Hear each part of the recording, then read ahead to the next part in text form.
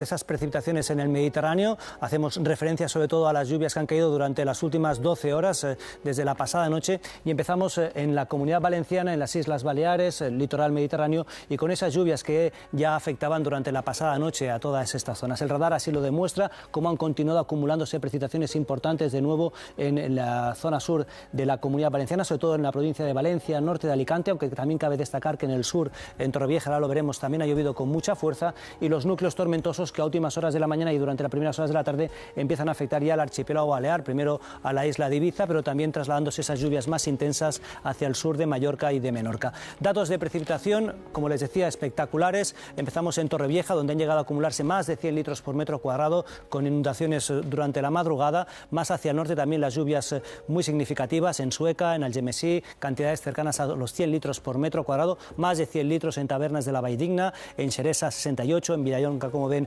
también 83 litros por metro cuadrado, o por ejemplo en Javia también llegaban a pasar de los 70 litros por metro cuadrado. Y como les decía, luego las precipitaciones se han ido trasladando hacia áreas